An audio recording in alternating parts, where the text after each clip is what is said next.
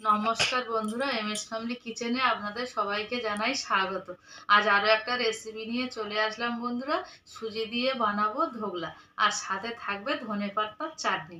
আশা করছি রেসিপিটা আপনাদের ভালো লাগবে। ভিডিওটা আপনারা প্রথম থেকে লাস্ট পর্যন্ত দেখবেন। ভালো লাগলে শেয়ার, কমেন্ট, লাইক অবশ্যই করবেন। তাহলে চলুন বন্ধুরা, আমি কেমন করে সুজির ধোকলাটা বানাই আপনাদেরকে দেখাই। সুজির ধোকলা বানানোর জন্য এখানে 1 বাটি সুজি নিয়েছি, একটা বাটি নিয়েছি। বাটির মধ্যে ঢেলে দেব আরও কিছুটা অল্প পরিমাণে হাফ বাটি মতন সুজি নেব। আপনাদেরকে আমি দেখাচ্ছি কতটা পরিমাণে সুজি নেব। এই যে বন্ধুরা, ফের হাফ বাটি মতন সুজি নিয়েছি।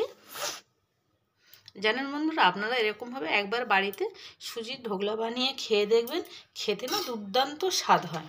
সুজির মধ্যে দিয়ে দিলাম কিছুটা পরিমাণে গোলমরিচের গুঁড়ো, দিয়ে দিলাম অল্প পরিমাণে কালো সর্ষে। এবার বন্ধুরা, এই সুজির মধ্যে পুরো 1 বাটি টক দই দিয়ে দেব। এখন জল টল কিচ্ছু দেব না, এই টক দইটা পুরোই দিয়ে দেব। আর এটা ভালো করে ম্যারিনেট করে নেব। আপনারা যদি এরকমভাবে সুজির ধোকলা বানান, অফিসের টিফিন বক্সে, বাচ্চাদের স্কুলের টিফিন বক্সে, বাড়িতে খাওয়ার জন্য যখন খুশি তখন কিন্তু এরকমভাবে ধোকলাটা বানাতে পারেন। এখানে দিয়ে দেবো অল্প পরিমাণে জল। এটাকে ভালো করে মাখতে হবে। একদম সুন্দরভাবে মাখানো হয়ে গেছে। ঘনত্বটা এরকমই থাকবে, কারণ সুজি জলটা টেনে নেবে। এবারে এটা আমি 10 মিনিটের জন্য ঢাকা দিয়ে রাখলাম। 10 মিনিট হয়ে গেছে, ঢাকাটা খুলে নেব। দেখাচ্ছি ঘনত্বটা কত হয়েছে। এই যে এবার আমি ভালো করে নেড়ে নেব। এইটার সাহায্যে ভালো করে আমি এরকম ফাটতে থাকবো। এই যে ভালো করে নেড়ে নিলাম, নিয়ে এর মধ্যে দিয়ে দেব স্বাদ মতন লবণ। এবারে বন্ধুরা, এর মধ্যে দিয়ে দিলাম 1 প্যাকেট ইনো। ইনোর মধ্যে দিয়ে দিলাম অল্প পরিমাণে জল। এই যে ইনোটা চতুর্দিক দিয়ে যে ফেনাটা উঠে গেল, এইটাই ধোকলাটা বানাতে খুব সাহায্য করবে। এই যে ভালো করে ফেটে নেব। আর বন্ধুরা, এই চ্যানেলের আরও সুন্দর সুন্দর রেসিপির লিঙ্ক ডেসক্রিপশান বক্সে দেওয়া আছে। ভালোভাবে ফেটানো হয়ে গেছে। এখানে একটা থালা নিলাম, থালার মধ্যে একটু ঘি ব্রাশ করে দেব। এরকমভাবে চতুর্দিকে একটু ব্রাশ করে দেব, দিলে ধোকলাটা খুব ভালো হবে। এই যে ঘি দিয়ে ভালো করে থালাটা ব্রাশ করে নিলাম। এইবার আমি এই ব্যাটারটা এর মধ্যে দিয়ে দেব। সব ঢেলে দিয়েছি, দিয়ে থালাটা সমানভাবে নিয়ে একটু এরকমভাবে ঝাঁকিয়ে নিতে হবে। কড়াই নিয়েছি, কড়াইয়ে জল বসিয়ে রেখেছি, এটা স্ট্যান্ডও দিয়ে দিয়েছি।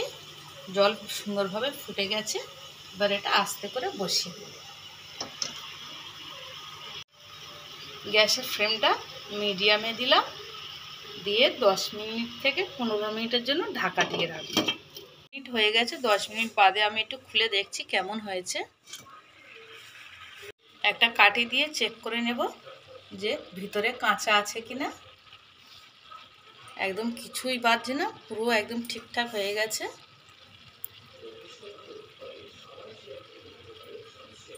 একদম ঠিকঠাক হয়ে গেছে। এবার গ্যাসের ফ্লেমটা অফ করে দেব। তো এরকম কিছুক্ষণের জন্য রেখে দেব।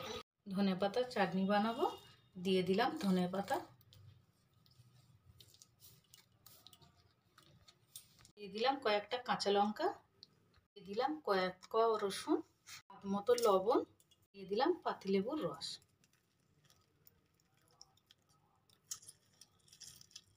মিক্সিতে দিয়ে ভালোভাবে পেস্ট বানিয়ে নেব। এতে কোনো আমি জল ব্যবহার করব না। ধোকলাটা পুরো ঠান্ডা হয়ে গেছে। এবার আমি তুলবো, তুলে আপনাদেরকে দেখাবো কত সুন্দর হয়েছে। এবার একটা প্লেট নিয়ে আমি উল্টে নেব। এই যে প্লেটটা দিয়ে দিলাম, দিয়ে এই উল্টে নিলাম। এবার তুলে নেব। এই যে দেখুন বন্ধুরা, কত সুন্দর হয়েছে, একদম পারফেক্ট। সুজির ধোগলাটা কেমন হলো বন্ধুরা, আপনারা আমাকে কমেন্ট করে জানাবেন আর আমার চ্যানেলটাকে সাবস্ক্রাইব করবেন। এবার আমি কেটে দেখাবো আপনাদেরকে।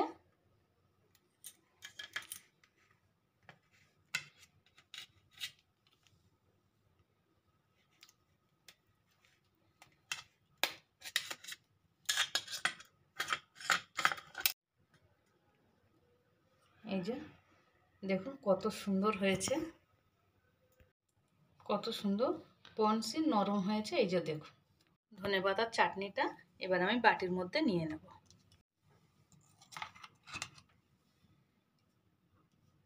বন্ধুরা, ধনেপাতার চাটনির সঙ্গে এই ধোগলার রেসিপিটা খেতে খুবই সুন্দর লাগে। আর ভিডিওটা আপনাদের প্রথম থেকে লাস্ট পর্যন্ত দেখার জন্য অসংখ্য ধন্যবাদ।